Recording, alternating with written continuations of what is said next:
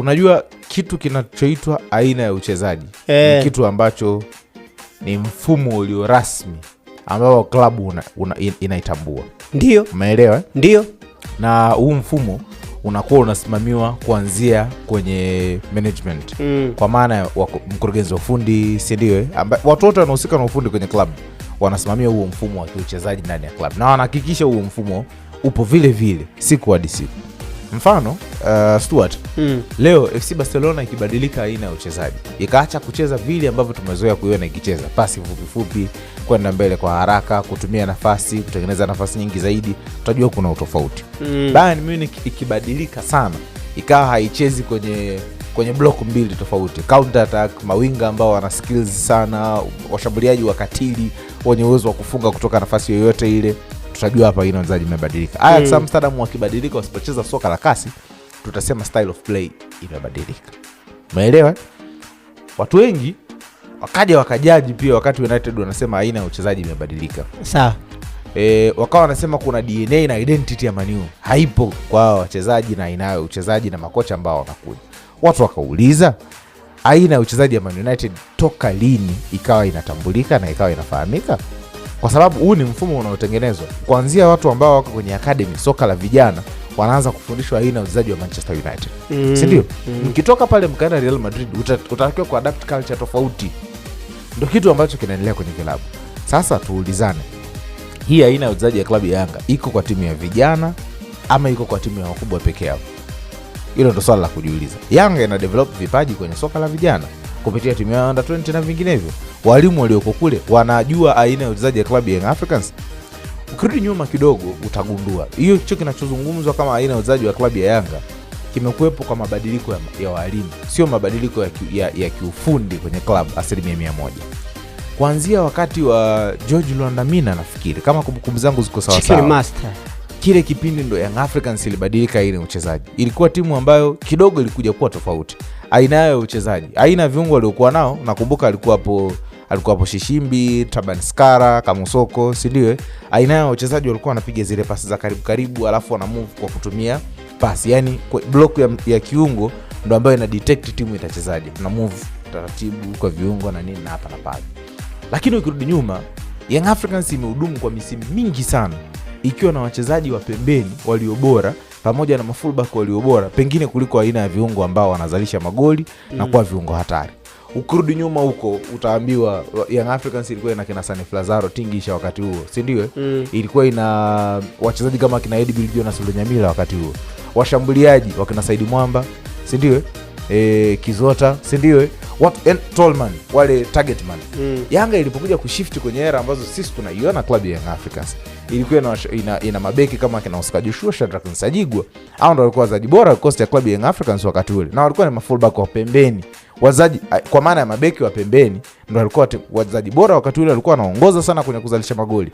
Yanga ilikuwa timu ambayo inahusudi mipira mirefu ya kutupa, lakini ilikuwa inahusudi pia dead balls kwa maana ya corner, free kicks pamoja na crosses. Wakati ule wachezaji wanaoika kaka ndio walikujaga kina Gaudens Moikimba, si ndio? Walikujaga kina yule Mkenya alikuwa Boniface Ambani, si ndio? Baadaye akajaga nafikiri Mkenya mwingine yule Mike Baraza kama sijakosea, si ndio? Young Africans ilikuwa timu ya mithili hiyo aina ya uchezaji wake. Ukija utagundua wakina Simon Epigodi Msuva, kina Mrisho Ngasa ambao waliweka kwenye klabu ya Young Africans, hao wote walikuwa ni wachezaji ambao wanacheza kwenye mapana uwanja. Sasa unakuja na jibu lako sahihi kwamba Yanga ilikuwa timu ya kucheza soka la kasi, lakini walikuwa wanapita pembeni kama eneo lao ambalo ni efficient zaidi wakati huo, si ndio? Sio timu ambayo inaweza kupiga pasi 200, 100 au pasi 10, 15 kwenye movement ya goli moja. Haikuwa timu ya mithili hiyo. Ilikuwa ni timu ambayo tutatoka kwenye transition, kwa maana tulikuwa tunashambulia tukitoka kwa goalkeeper, tukienda kwa mafullback yote pembeni, akireceive Mrisho Ngasa, akiingia ndani, akikosa nafasi ya kufunga yeye mwenyewe moja kwa moja, akipiga cross, kuna Gaudens Moikimba convert. Kuna huyu Boniface Ambani convert, si ndio? Wachezaji wa klabu ya Young Africans walikuwa wanawika wakati ule, wakina Jerson John Tegete wa kuconvert hizo nafasi. Kwa aina ya uchezaji ya klabu ya Young Africans kwa miaka mingi ilikuwa ni klabu ya mithili hiyo kiuchezaji kwa muda mrefu sana. Walipokuja hao walimu, walikuja na aina yao tofauti ya kiuchezaji ambayo ilikuwa inavutia zaidi kuliko ile aina ya zamani. Tunakubaliana. kwamba hata lile soka ambalo Wajerumani walikuwa wanalicheza wakati ule lilibadilika mara baada ya Pep Guardiola kufika Ujerumani. Akataka kucheza total football Ujerumani, which is akafanikiwa. Watu wakagundua kumbe ile soka linavutia zaidi kuliko lile ambalo tulikuwa tunacheza sisi. Winga ya Ruben, winga Frank Ribery, si ndio? Wanakimbia, wanaenda wanapiga crosses, wana-cut in, wakagundua hapana, tunataka kucheza total football. Kila mchezaji awe hai uwanjani. Kila mchezaji awe na efficient uwanjani. Hawa kina Iniesta kina nani wote wawe efficient uwanjani. Hili soka ndio linalovutia. Kwa hata Pep anapohamia Ujerumani akaama na hiyo falsafa. Young Africans wakagundua pia wapinzani wa klabu ya Simba ambao wamekuwa wakicheza aina hiyo ya mpira kwa muda mrefu, kwa maana total football kwa muda mrefu, mpira wao unavutia. Kwa alipokuja George Lamina akabadilisha aina ya uchezaji, watu sasa fine, tuendelee, mwalimu tuendelee. Ikaja ile sera akampa tena. Si ndio? Baada ya hapo wamefuata walimu wengi kwenye klabu ya Young Africans. Ukijaribu kurudi kwenye ule mfumo wa zamani unaonekana soka lako halivutii. Isipokuwa watu wanahitaji sana ucheze kama ambavyo walikuwa nani? George Lamina. Ndo akaja kina Mwenyeza era, wakaja Swiki na nani. Ilipofika era alipokuja Nasreddine Nabi kwenye klabu ya Young Africans, aina ya uchezaji ikarudi tena kule kwenye uzuri sasa wa total football. Wazaji wote wakaanza kuonekana na operate uwanjani. Pasi inamgusa karibia kila mchezaji. Yanga inapiga pasi 10-15 kwenda kufunga goli. Watu wakagundua ndio style tunayohitaji na ndio style ambayo inavutia kwenye klabu. Alipokuja Miguel Angel Gamondi, same thing. Si ndio? Kwa sio identity ya klabu ya Yanga ama style of play ya klabu ya Yanga, isipokuwa wale walimu waliokuja wakabadilisha ile falsafa, wanaonekana kidogo aina yao inavutia zaidi kuliko nini? Kuliko aina ya msingi ya klabu ya uchezaji ya klabu ya Young Africans. Sasa Mwalimu Pedro Goncalves Suarez amekuja kwenye kikosi cha klabu ya Young Africans. Aina yake ya uchezaji inafanana na ile script ya uchezaji ya kipindi kile ya klabu ya Young Africans. Maeneo yanayotegemea ni maeneo pembeni kuliko kitu chochote. Angalia, Yanga imeenda kufanya usajili, imemsajili Alan Okello. Watu wengi walitegemea aliza namba 10 lakini amekuja kucheza winga. Si kwa sababu Yanga ina namba 10 pase ambaye anaweza kuhudumu kwenye ile eneo, isipokuwa ni kwa sababu Alan Okello sharpness yake na mguu anaotumia unampa advantage ya kucheza kama right winger. Si ndio? Pacome Zouzoua anagombania nafasi ya kucheza kama left winger. Akija Buba Jame, mwalimu kamsajili disha hili dogo, ni winga. Si ndio? Aina hiyo uchezaji. And then angalia eneo ambalo ulikuwa unafikiri Young Africans wanahitaji mtu creative, ni eneo la namba 10. Si ndio? Mchezaji ambaye anaweza kuoperate kama inside 10.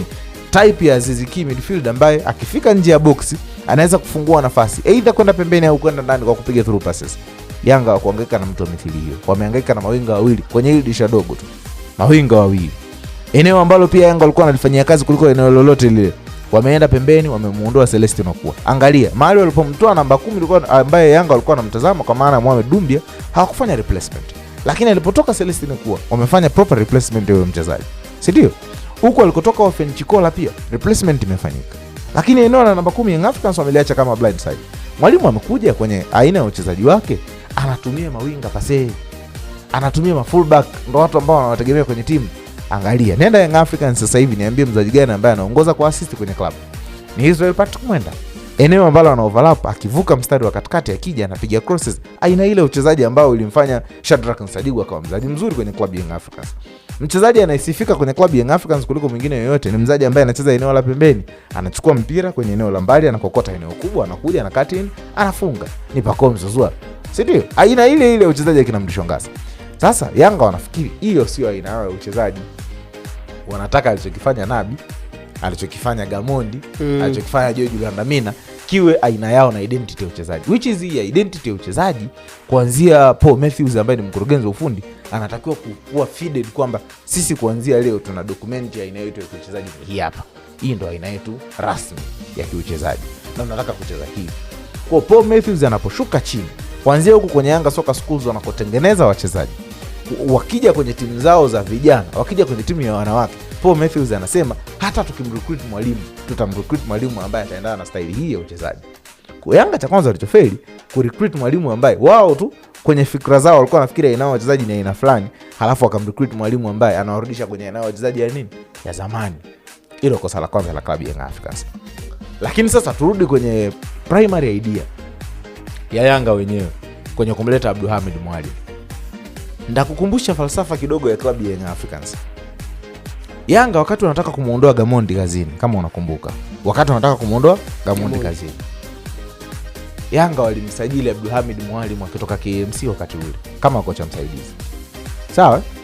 Alipokuja kwenye timu, Gamondi akagoma kumpokea kama kocha msaidizi, akiamini tayari ana benchi lake na ana watu wake. Si ndio? na unakumbuka wakati ule alikuwa na Musa ndo msaidizi wake. Sasa mimi msaidizi wangu ni huyu na sio huyu. Young Africans wakamconvert Abdulhamid Mwalimu kuwa mkurugenzi wa ufundi wa klabu ya Yanga.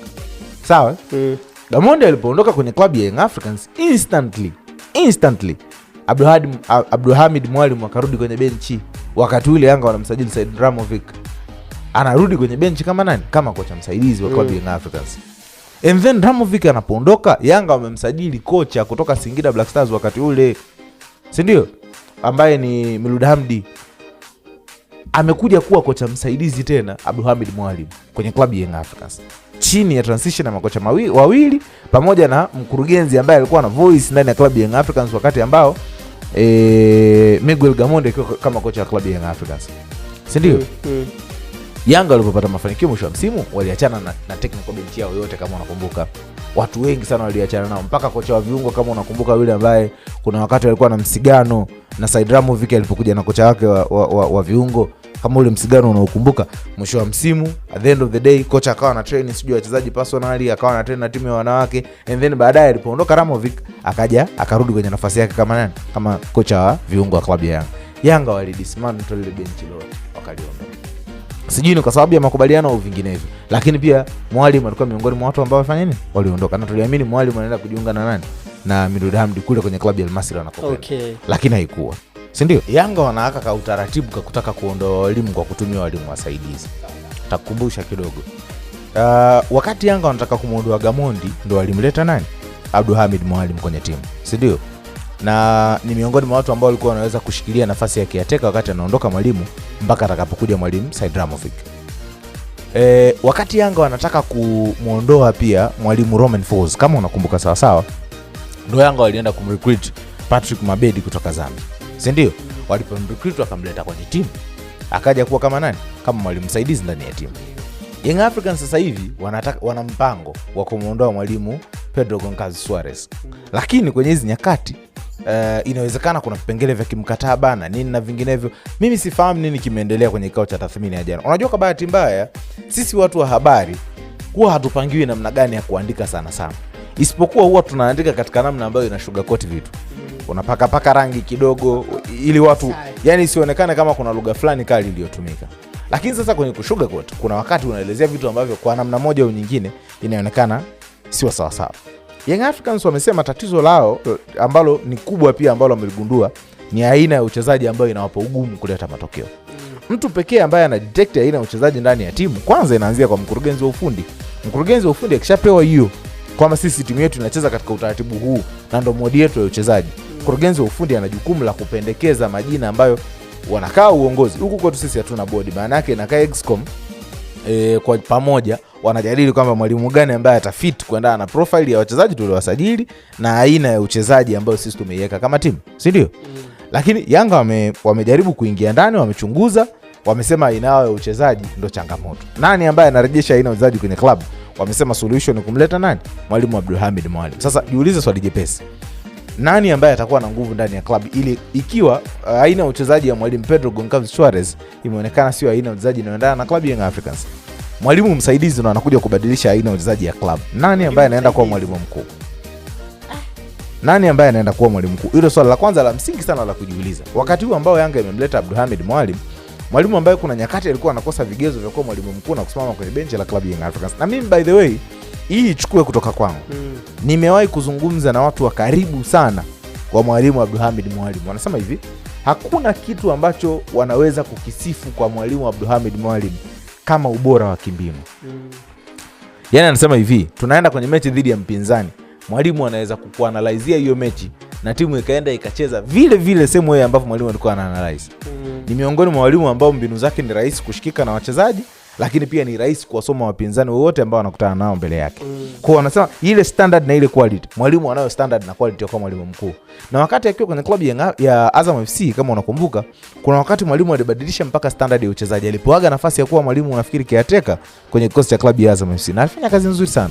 Wachezaji walikuwa wakubwa, pressure ilikuwa kubwa kupata matokeo, lakini mwalimu alimanage. Kwa namna moja au nyingine, mwalimu kwanza ana standard ya kufikia level ya kuwa mwalimu mkuu kwenye timu ya ligi kuu. Anayo hiyo standard. Ubora wa mwalimu anao. Alafu amepewa nafasi na rungu la kuja kubadilisha namna ya uchezaji kwenye club.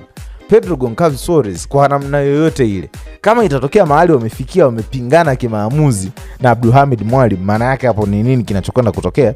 Young Africans wametengeneza room ya mwalimu mwenyewe kuomba nafasi ya kuondolewa ndani ya club, kwa sababu wamekunyang'anya total authority. Namna yako ya uchezaji hatujaipenda na hatuitaki, ila tukuondoe kwenye timu, tunakubakisha, tunakuletea kivuli ambacho hichi kazi yake itakuwa ni kudirect namna ambavyo timu itakuwa inaenda. Kuko kama moja au nyingine Yanga wameweka kwenye mtego mwalimu. Kama mwalimu ikitokea unahisi hauna authority ndani ya klabu, unataka kuondoka, njoo mezani tukae tuzungumze, tuvunje mkataba. Sasa kikawaida Young Africans wawe na Silva kama mwalimu msaidizi, Patrick Mabedi pamoja na Hamid Mwalim haingia akilini. Kikawaida tu. Hicho ni kitu ambacho sio chepesi kuingia wapi? Akilini. Kwa hiyo of course Yanga wanahitaji kubadilika. Wakimwangalia mwalimu ndo amewapa sare 4. Mwalimu aliondoka pamoja na ubaya wake aliokuwa nao, lakini mwalimu aliwagia sare 1 tu na loss 1 kwenye mchezo wa kimataifa. Lakini huyu aliyekuja amewagia sare 4, wameshindwa kufuli malengo yao ya kufika at least hatua ya robo finali, which is na malengo tunawajengea sisi, lakini wao walikuwa wanasema hatua ya makundi ndo malengo yao ya msingi. Lakini kwa aina standard na squad ambao wamesema wamesajili ni squad bora kwa kutokea, ila haikuwahi kudeliver, sio? Kwa hiyo kwa Young Africans, mtu yoyote yule ambaye ana fikra za kawaida atagundua kuna conflict of interest inaenda kutengenezwa. Hii conflict of interest inatakiwa itengenezwe ili kuwe na manufaa kwa klabu ya Young Africans. Wasiwe na terms ngumu za kuvunja mkataba na mwalimu kama Pedro Goncalves. Mwalimu ambaye tayari alikuwa kwenye level ya hali ya juu kabisa, ameshafundisha kwenye klabu ya vijana kule nchini Ureno, and then amekuja amefundisha timu ya taifa ya Angola. Unajua kabisa ni mwalimu ambaye hata in terms of management kidogo watakuwa wakali, watakuwa na namna yao ya cooperate. Kwa ni namna ya kutengeneza kivuli. Yanga irudi kwenye ile namna ya kiuchezaji ambayo watu wanaihusudu, kwa maana ya timu kucheza soka la kasi lakini pasi nyingi uwanjani, kuwa na umiliki wa mchezo. Ndio kitu ambacho Yanga wanakihitaji kwa sasa. Pengine matokeo yatakuja wakati wakiwa wanacheza hivi wao wanavyoamini. Lakini yako mambo mengine mengi ya msingi ambayo Yanga wanapaswa kuyazingatia. Aina ya sajili walizofanya, mabadiliko waliyofanya ndani ya timu katika nyakati za karibuni, pamoja na Young Africans kutokuwa na matokeo mazuri. Lazima wakubali mabadiliko ya mwisho wa msimu ya kumuondoa Miloud Hamdi kwenye timu pengine yakuwa mabadiliko sahihi, na mwalimu alikuwa tayari kuongeza mkataba baada ya mkataba wa miezi 6 kumalizika, sababu alisha attain yale malengo ya club. And then usajili ambao Young Africans waliufanya, baadhi ya wachezaji hawaja hit na hawaja click, hawajagusa ile point ya Young Africans kufanikiwa. Mohamed Dombia, Celestine kuwa Ofen Chikola, Edmund John, wachezaji wengi ambao Young Africans wamewasajili kwenye dirisha dogo hawakufikia ile level wanayohitaji. Kina Lasin Kouma na wengineo. Andy Bobo Boyeli ameondolewa kwenye timu, lakini ni miongoni mwa wachezaji ambao hawakufikia hiyo level ambayo Yanga wanahitaji. Sasa hivi wamemsajili Alan Okello. Kila mtu anajua ni super talent, lakini kuadapt mazingira ya klabu Young Africans imekuwa sio kitu chepesi kwenye hizi nyakati ambazo Yanga wanamhitaji Alan Okello. Ameshindwa kuadapt kwa sababu Clement Mzize sio mzima. Ameshindwa kuadapt Alan Okello kwenye kudeliver kwenye hizi nyakati. Edmund John anaenda majeruhi. Buba Jame ameshindwa kuadapt kama winga wa kulia wakati ambao Pacome alikuwa majeruhi, si ndio? Kwa kuna changamoto nyingi ambazo Yanga wamezi identify ni za msingi, lakini hawaja identify changamoto moja ya msingi ya wachezaji ambao waliwasajili walishindwa ku click ndani ya timu for the time being. Kwa majeruhi ni changamoto moja. Changamoto nyingine ya pili ni wachezaji ambao wamesajiliwa wameshindwa kuadapt kwa wakati husika ndani ya club na kudeliver kwenye kiwango cha juu. Hicho ndio kitu ambacho Young Africans wanakihitaji. Na mimi nakuhakikishia, kitu naweza kuhakikishia 100% ni kwamba ikiwa Abdulhamid Mwalim ndo atakuwa na sauti ndani ya club na atakuwa anasimamia ile training ya club, trust me, Yanga inaweza kubadilika aina ya kiuchezaji. Yaani hivi tu, Yanga inabadilika aina ya kiuchezaji, kwa sababu aina ya uchezaji ni falsafa ya mwalimu. Aina ya uchezaji haiangalii sana quality ya wachezaji hivi. Kwanza aina ya uchezaji ni falsafa ya mwalimu. Quality inakuja kwenye deliverance. Mwalimu akisema tucheze hivi, mkicheza hivi ambavyo mnacheza, quality ya wachezaji ni kitu kingine kinachokuja baadaye kwenye kuhukumu baadhi ya mechi. Young Africans ni miongoni mwa timu ambayo ina wachezaji wenye quality kubwa Tanzania. Si ndio? Kama ina wachezaji wenye quality kubwa Tanzania, tunaenda kubattle dhidi ya TRA, tunaenda kubattle dhidi ya nani? Sisi tuna quality bora na tuna wachezaji bora kuliko wao, si ndio? Baada ya hapo tutakapokuja kucheza dhidi ya Simba, timu ambazo zimelingana na sisi quality, pale quality itahukumu. Lakini sio namna ya kiuchezaji.